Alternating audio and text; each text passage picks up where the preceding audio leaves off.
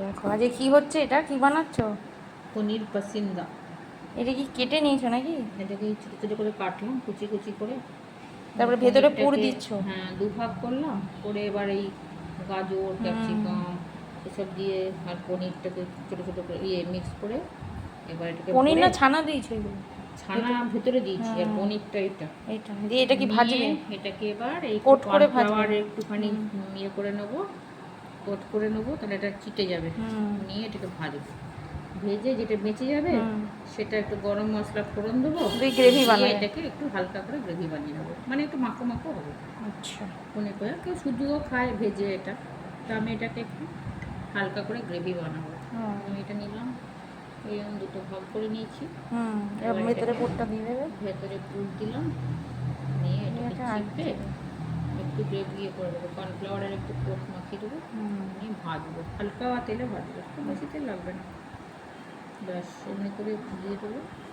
বেরিয়ে যাচ্ছে, তো একটু ঠিক করে ভরে দিলাম। হয়ে গেছে একটা সাইড? এক সাইড হয়ে গেছে, দেখো খুব সুন্দর হয় খেতে।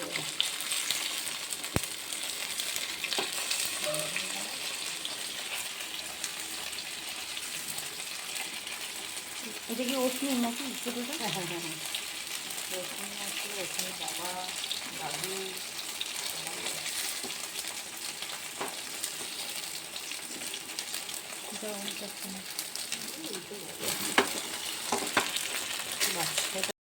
গ্রেভিটা বানাবো, হালকা গ্রেভি হবে।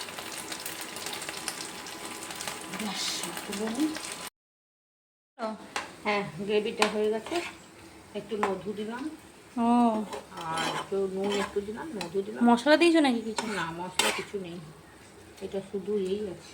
এবার এইটাতে দিয়ে দেবে? হ্যাঁ গরম মশলা শুধু ফোড়ন দিয়েছি, একটু মধু, একটু গোলমরিচ আর একটু ইয়ে দিলাম, নুন দিয়েছি, ওটাতেই ভালো লাগবে খেতে।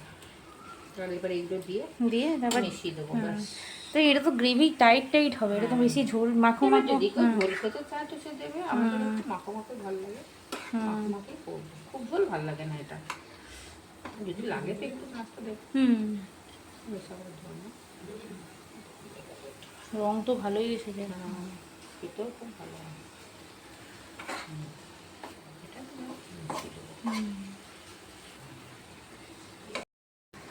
ওহ মামি কি দেখতে হয়েছে গো, দারুণ, খেতেও তেমনি হবে, পুরো রেস্টুরেন্টের মতো দেখতে হয়েছে, খেতেও দারুণ একদম হয়।